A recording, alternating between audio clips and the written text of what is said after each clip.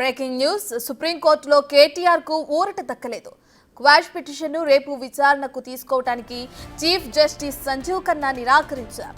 కేటీఆర్ పిటిషన్పై 15న విచారణ చేపట్టనున్నది సుప్రీం ధర్మాసనం.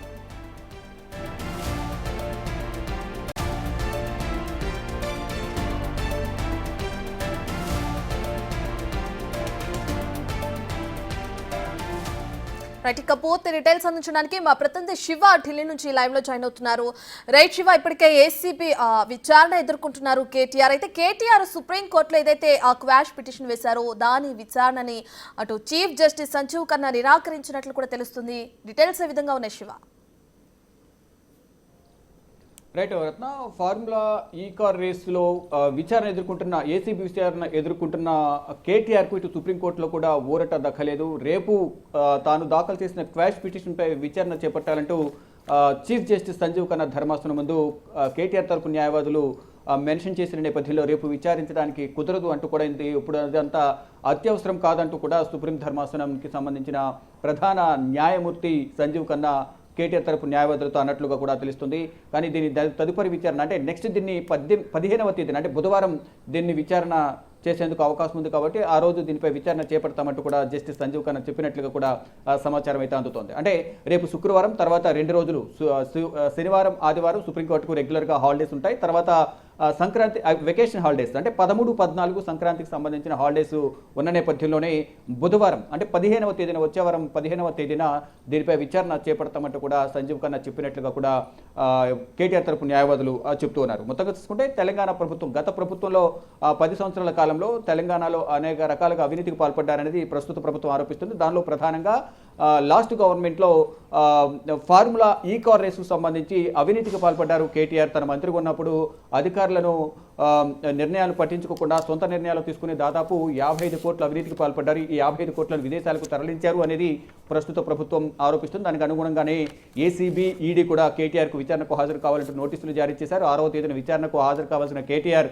న్యాయవాదులను తనతో పంపించడం లేదనే నెపంతో ఆయన విచారణకు హాజరు కాకుండా తెలంగాణ హైకోర్టులో పిటిషన్ దాఖలు చేశారు. మరోవైపు సుప్రీంకోర్టులో కూడా పిటిషన్ దాఖలు చేశారు. అసలు తనపై ఎటువంటి ఆధారాలు లేకుండా నిరాధారమైన ఆరోపణలతో తను ఈ ప్రస్తుత ప్రభుత్వం వేధిస్తుంది, ఈ కేసును కొట్టేయాలంటూ కూడా ప్రధానంగా కేటీఆర్ తెలంగాణ హైకోర్టులో పిటిషన్ దాఖలు చేశారు. కానీ తెలంగాణ హైకోర్టు కేటీఆర్ వేసిన పిటిషన్ను కొట్టేసింది. తర్వాత సుప్రీంకోర్టులో కేటీఆర్ పిటిషన్ దాఖలు చేస్తారు, క్వాష్ పిటిషన్. దానిపై విచారణ చేపట్టాలి, త్వరితగతిన ఈ పిటిషన్ను క్వాష్ చేయాలనేది ప్రధానంగా కేటీఆర్ తరపున న్యాయవాదులు సుప్రీంకోర్టులో పిటిషన్ దాఖలు చేసిన నేపథ్యంలో ఈరోజు దీనిపై విచారించడానికి కుదరదు, అంటే రేపు విచారించడానికి కుదరదు, దీన్ని 15వ తేదీన విచారణ చేపడతామంటూ కూడా సుప్రీం ధర్మాసనం తెలియజేసింది.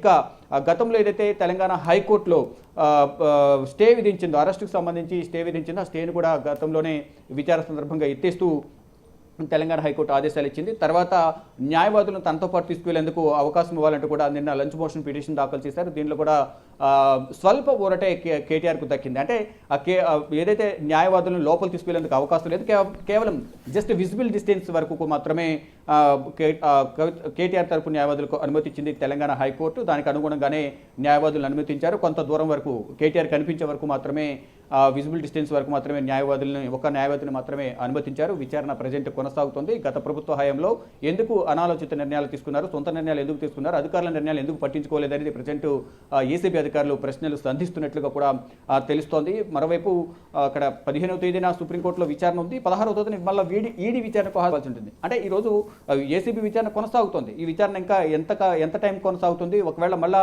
ఈరోజు విచారణ ముగించి రేపు కూడా విచారణకు పిలుస్తారా, ఏం జరగబోతుంది, ఈరోజు విచారణలో అసలు కేటీఆర్ ఏసీబీ అధికారులకు సహకరించారా లేదా, ఎటువంటి సమాధానాలు ఏసీబీ అడిగింది, అసలు ఆ ప్రశ్నలకు సమాధానాలు చెప్పారా లేదా అనేది కూడా తెలియాల్సి ఉంది. ఒకవేళ తదుపరి విచారణకు మళ్ళీ రేపు కూడా పిలిచే అవకాశం అయితే కనిపిస్తుంది. రత్న, చెప్పండి.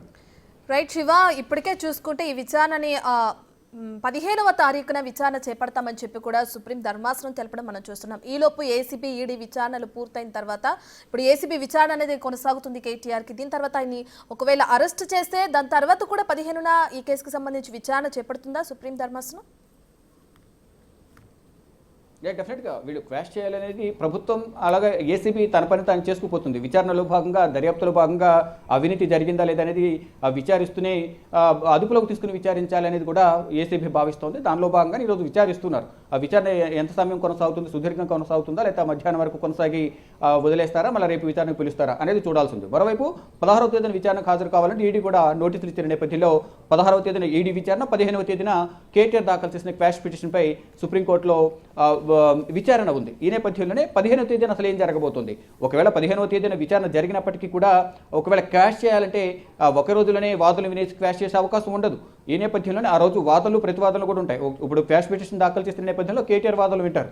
ఆ రోజు సమయం సరిపోతే ఓకే, లేదంటే మరుసటి రోజుకు వాదన వేసే అవకాశం కనిపిస్తుంది. ఇటు ప్రభుత్వం తరపున కూడా వాదనలు వినాల్సి ఉంది. అంటే ప్రభుత్వం కూడా కేవేట్ పిటిషన్ దాఖలు చేసింది కాబట్టి వీళ్ళు స్పెషల్ లీవ్ పిటిషన్ దాఖలు చేస్తారు, క్వాష్ పిటిషన్. కేటీఆర్ తరపు న్యాయవాదులు ఈ 15వ తేదీన విచారణ ఉంటుంది. విచారణ ఉన్న నేపథ్యంలో ఇటు కేటీఆర్ తరపు వాదనలు, ఇటు ప్రభుత్వం తరపున న్యాయవాదుల వాదనలు కూడా వినాల్సి ఉంటుంది. ఆ రోజు సమయం సరిపోతే ఆ రోజుతో నిర్ణయం తీసుకుంటారు, లేదా తదుపరి విచారణ వాయిదా వేస్తామంటూ కూడా సుప్రీం ధర్మాసనం వాయిదా వేసే అవకాశం కనిపిస్తుంది. ఒకవేళ 15వ తేదీన వాదనలు ప్రతివాదనలు విన్న తర్వాత తదుపరి విచారణ వాయిదా వేస్తే కనుక 16వ తేదీన కంపల్సరీ ఈడీ విచారణకు హాజరు కావాల్సి ఉంటుంది. అంటే ఈలోపు ఏసీబీ కానీ ఈడీ కానీ ఎటువంటి నిర్ణయాలు తీసుకున్నా ఆశ్చర్యపోవాల్సిన అవసరం లేదు. ఎందుకంటే ఇక్కడ తెలంగాణ హైకోర్టు కూడా అరెస్ట్ నుంచి స్టే ఎత్తేసింది. ఈ నేపథ్యంలోనే ఇక్కడ విచారణ జరుగుతున్న నేపథ్యంలో ఏం జరగబోతుంది అనేది కూడా చూడాల్సి ఉంది. 9వ తేదీన అంటే ఈ రోజు విచారణ ఎదుర్కొంటున్నారు. ఈ రోజు సమయం సరిపోతే సరి, లేదంటే మళ్ళా ఇంకా విచారించాల్సి ఉంది కాబట్టి మళ్ళా తదుపరి విచారణకు మళ్ళీ పిలిచే అవకాశం అయితే కనిపిస్తోంది. చూడాలి మరి ఏం జరగబోతుంది. తెలంగాణ హైకోర్టు ఇచ్చిన ఆదేశానికి అనుగుణంగా ఇప్పుడు విచారణ కొనసాగుతుంది కాబట్టి ఇటు సుప్రీంకోర్టులో కూడా క్వాష్ పిటిషన్ దాఖలు చేశారు. 15వ తేదీన విచారణ జరగాల్సి ఉంది. ఈ తర్వాత 16న ఈడీ విచారణ కూడా హాజరు కావాల్సి ఉంటుంది. చూడాలి మరి ఏం జరగబోతుంది. కేటీఆర్ అంశానికి సంబంధించి తెలంగాణలోని ఫార్ములా ఈ కార్ రేసు వివాదానికి సంబంధించి ఏం జరగబోతుంది అనేది కూడా అందరూ ఉత్కంఠగా ఎదురు చూస్తున్నారు. Ratnam. Right, thank you Shiva, thank you for the update.